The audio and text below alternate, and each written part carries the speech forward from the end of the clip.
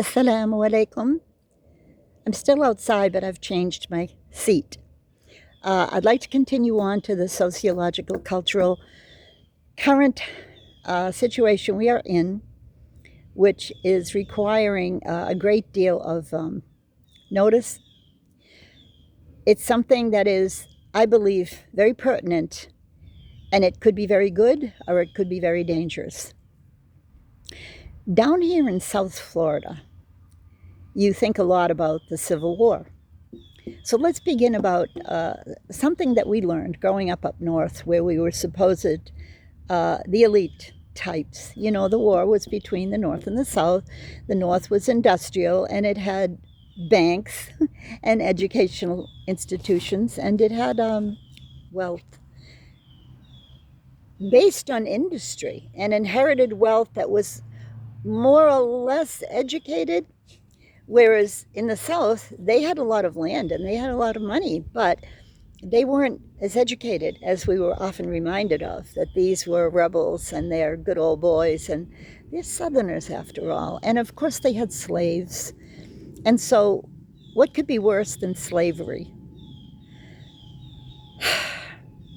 They never wanted to admit the kind of slavery that existed in the factories where little children worked 12-hour shifts, and they didn't have fresh air. The windows were not opened for these people. And when I was an undergrad, I had a history course of the New England textile industry, and we actually toured the old mills where the fabrics were made. And it was just hell on earth. I mean, they're still there, and they're all running along a certain type of a river or a canal where they had the water power. And there are many tales, not only in Massachusetts, northern New England, but in England as well, of how these poor children, often orphans, were treated. Now, I'm starting out with this because this is where I come from.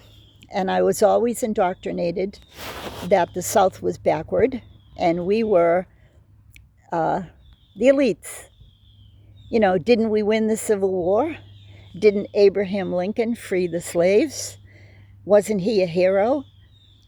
And now that I live here, because I always wanted to move to a warmer climate, and so I left America when I was 40 to go live in the desert. Egypt, Africa. What could be more extreme than to leave this quote unquote upscale environment and go to Cairo? I didn't just go to I didn't go to the green, grassy fields of the peasantry in Egypt. I went to the city. And if anyone's been to Cairo, it's like New York on crack. That's what I say. And I don't mean it in a pejorative way. It's just extremely, extremely overpopulated, noisy, polluted, and disorganized. But it has such a charm, which is why so many Americans want to go, and they still go, and they hang out there, and they, not only Americans, Europeans, etc. And they will eat off the food trucks, and they will eat from hands that no Egyptian would eat from, because they have a kind of tawheed. Americans are not afraid of germs in general. So they'll go to India, or they will go to Cairo, or they will go to a place that looks like it's not safe. They wouldn't have like a everywhere in America they have this statement on the wall that it's been certified as being healthy for you to eat, and they post it up behind the cash register. No. These people in Egypt make it at home. They have their own little carts. They push their carts. And of course, everyone is warned to not eat off those carts. I always did. So did my son. We never got sick. Oh, those were the days, my friend. That reminds me of a song. I have to say it to you right now because it's pertinent. Those were the days, my friend, we thought they'd never end. We'd sing and dance forever and a day. We'd live the life we choose. We'd play and never lose. Those were the days, oh yes, those were the days. Now, if I recall, this was a German bar song, and it had to do with Second World War. That's not important. Those were the days. We keep on using this expression as Americans. And we look back that everything was better, even with all the wars. But this is a preface to what I'm going to talk to you about now. We just finished more of the domestic scene, didn't we? We discussed male and female roles, and we discussed the feasibility of women having a lot of children and how many difficulties that would entail. We also discussed the importance of having a man, maybe having a horse or a car that you could get around in. So if you would like, you can refer to the previous video in that regard. But now, let's step away from, maybe we could say, more of a romantic view, even though they had very, very hard times, to a realistic view of what we're living in right now, November 1st, 2025. I just posted a scathing comment that I'm not ashamed of, and I will say it publicly. I always tell you I'm not political because politics is lies, right? But when it impedes personal lives in a negative way, I'm going to refer to exactly what I just posted. Whether you like him or not, the vice president-elect, I don't want to mention names because I feel it's rude in a way, but if anything happened to our current president, he would be president. And he married a woman, lovely woman, highly educated, very successful in her own right, and he had 3 beautiful children from this woman.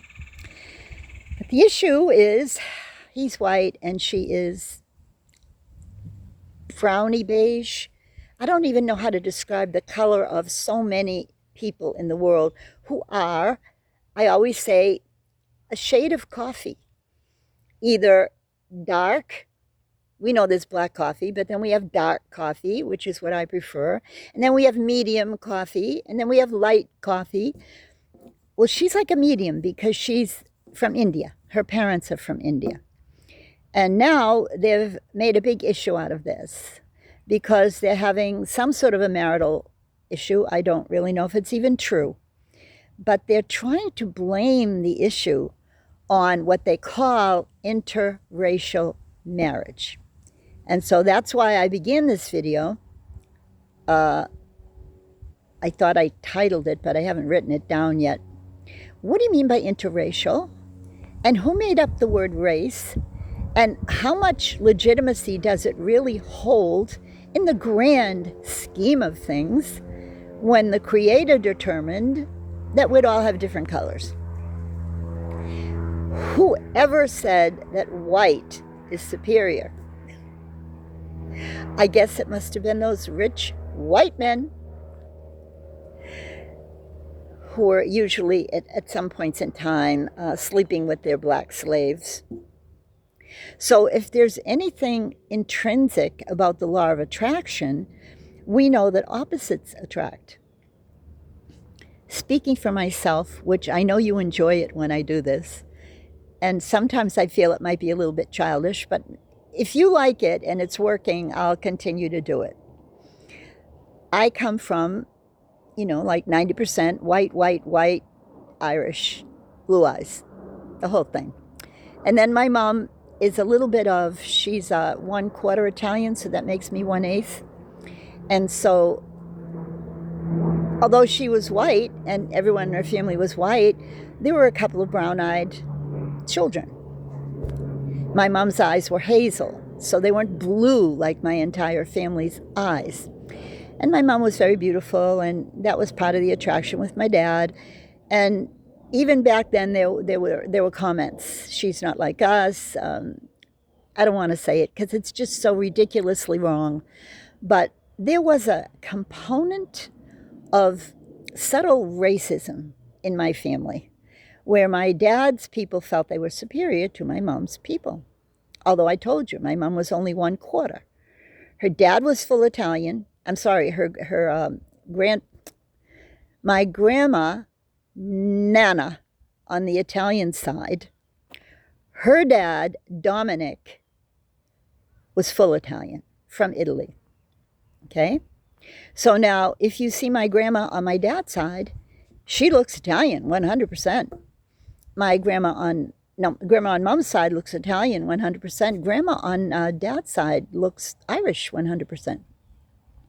There was a joke back in the day, the beginning, let's say, of 20th century, where Irish and Italian would always marry because they were attracted to each other because of the difference in their look.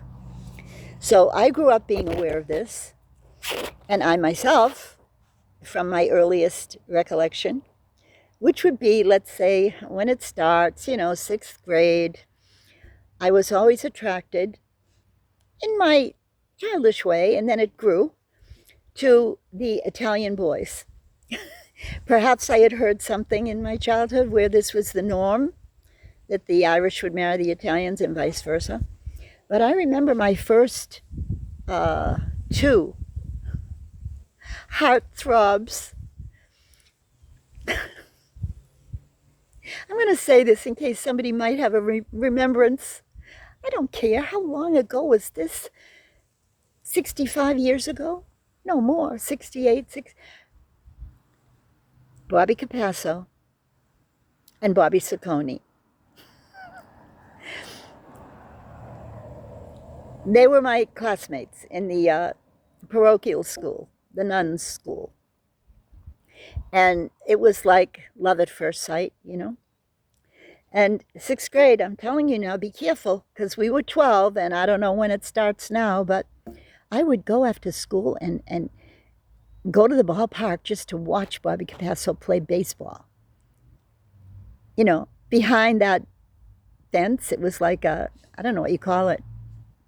What do they call it when it's made out of it's not chicken wire, it's a fence, but it's not wooden. There's a word for it. Anyway, you could see through it. And I would hang on to the fence and watch Bobby Capasso play. And then we had a school dance. And even though we were the Catholic school, we had to go. And I remember my mom not really liking the idea that much, but it was part that we were told to go to the library and have this school dance. It was our first school dance. And we had to wear our prettiest dress. I remember mine was more or less of a tangerine color. And music played a slow, you can say a romantic tune where you would be chosen by the boys as they observed you, and then they would say, would you like to dance? And of course, this was the first time a boy ever even touched you, held your hand.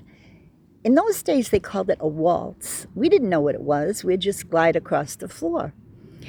And then, for some reason, I don't remember, we ended up outside of the library where they had the statue, the Indian statue of the Massasoit Indian. And it was a symbol of Arlington, where I grew up. And we were looking at the statue and thinking how cool it would be to be an Indian. We were like 12 years old. And Bobby Capasso just kissed me like this, popped his head and kissed me. And I remember I was like frozen. I was electrified. I was afraid and I was happy. All of this at the same time. So I'm just bringing this forward to you so that you can see how long ago that was and how far we've come now. So if your basic instinct is towards the other, I ended up marrying an Egyptian. my third husband. My first two were white Americans, and then, white, blue-eyed, Scandinavian types. And then my third husband is Egyptian, and he is dark, with black, extremely curly hair. Now, I just thought that he was so handsome. And do you know in Egypt what they would do? My friends, my good Muslim friends, when they saw the pictures of our wedding, because I got married like 2 weeks after I got there, and I hadn't met these women yet, do you know what every one of them said? Ooh, he's not beautiful. You're so beautiful. How could you marry a Samra? This means a dark person. And I remember feeling extremely, I don't know, was I insulted, sad, hurt? I thought it was odd. Well, you're Egyptian too, and you're that color too, and you have curly hair too under that hijab. So the racism thing hit me the minute I got to Egypt. And then I realized that everyone wanted to marry someone white, and they would seek after the lighter color. They thought that that was better somehow. Really crazy. So now I'm going to end this, since I don't want to go over 20 minutes. Do you know what the new fad is now? It started out with the curly hair. It started out with a little combo of the Hispanics, the African Americans. That's it, because the Arabs hadn't started yet, but they're full throttle now on YouTube. This business of being non-white and having black curly hair. It started out slowly, and then it picked up speed. Until now, I want you to look this up too. You're going to find it. The number one, I won't say number one overall, but the darker YouTubers now, I forget his name, begins with W, are from Nubia. Nubia is in southern part of Egypt. It's called the Nubian civilization. And they are completely 100% part of Egypt, but they look different because they're darker, not black like our African Americans, but darker.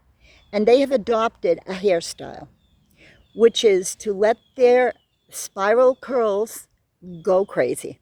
So most of them just leave it here, and it's all ringlets, tight, blue-black ringlets. And it goes all over their head. And some of them want to be very, very modern, so they'll shave the sides, and then they'll let this, it looks like a potted plant, sprouting out from their heads with these, I don't know how to describe it. They're ringlets, my mom would say, meaning each one was a circle. A tiny, tiny circle. And if I recall, when I first saw my husband, I was fascinated by his hair. And his hair was short. But when I sat in the car, it was maybe 3 times after I first saw him, he was driving, and I looked at his, because I was still shy, I didn't understand what was going to happen. And he's driving and facing the road, and I'm just looking at the back of his head. I'm fascinated by this hair, because I didn't grow up seeing this hair. I never touched it. That's why I didn't get angry when I would go to the public place in Cairo when I was a tourist. I had been a tourist earlier. And little girls would chase after me. Little girls, like 6, 7 years old. They'd run after me, and they'd, from my back, they'd just go like this. And they'd touch my hair and giggle and run away, because they had never seen anything like that before. Long story short, this is a good thing. This current issue that some people are even saying we're going to have a civil war in the South. It's going to all come back at us again. If this racism doesn't stop, we're going to get into a civil war, meaning black against white. So that's why I'm making this more or less heartfelt expose of my youth, not to be exceeding the limits of my own personal experience, which I know is wrong. Not supposed to do that as a Muslim. You're not supposed to talk about your past. in a negative way. Anything you did wrong, but I don't consider this wrong. I consider this an historically accurate lesson for you about America, because that might be my new channel. I told you I might make a new channel. I will make a new channel, but when things coalesce accordingly, how they should be, because my focus will always be to teach Quran and tafsir and aqidah, and that's what I feel happiest with, and that's what I feel Allah wants me to do. But what's going on now with the vice president-elect, maybe, and his wife, maybe, because she's darker. Nothing like that was ever said about his Slavic wife, right? Nobody blamed them for being different because they were white. Well, they are white. I just think it's cruel, actually. And although I'm totally against, the monkey god, the what's it called?